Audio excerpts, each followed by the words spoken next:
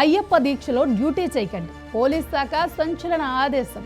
మతపరమైన దీక్షలపై తెలంగాణ పోలీస్ శాఖ సంచలన ఆదేశాలు జారీ చేసింది. దీక్షలు తీసుకుంటే సెలవులు తీసుకోవాలని, డ్యూటీలో ఉంటూ దీక్షలు చేయడానికి అనుమతి లేదని తేల్చి చెప్పేసింది.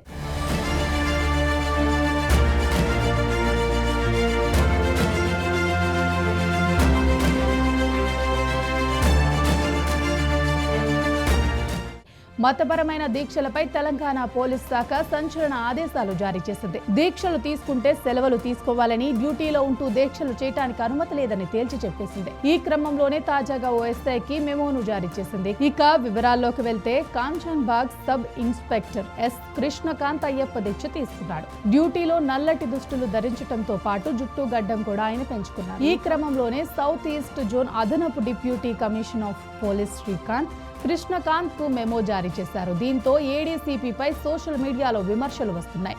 మరోవైపు పోలీస్ శాఖ ఇచ్చిన ఆదేశాలపై గోషామహల్ ఎమ్మెల్యే రాజాసింగ్ అభ్యంతరం వ్యక్తం చేశారు. మన పండుగలు జరిగే సమయంలో ఎవరైనా దీక్ష చేస్తే పోలీస్ శాఖ అవసరం లేని రూల్స్ ను ఎందుకు జారీ చేస్తుందని ప్రశ్నించారు. ఒక నిబంధన అందరికీ వర్తించాలని, సమాజం ఆధారంగా ఉండకూడదన్నారు. పోలీసులు డ్యూటీలో ఉన్నప్పుడు జుట్టు గడ్డం పెంచుకోవటం, బూట్లు లేకుండా సివిల్ డ్రెస్ ధరించేందుకు పర్మిషన్ ఇవ్వకూడదని స్పష్టమైన ఆదేశాలు జారీ చేశామని ఆ మెమోలో శ్రీకాంత్ తెలిపారు. ఒకవేళ పోలీసులు దీక్ష తీసుకోవాలనుకుంటే వాళ్ళు లీవ్ కోసం దరఖాస్తు చేసుకోవచ్చని సూచించారు.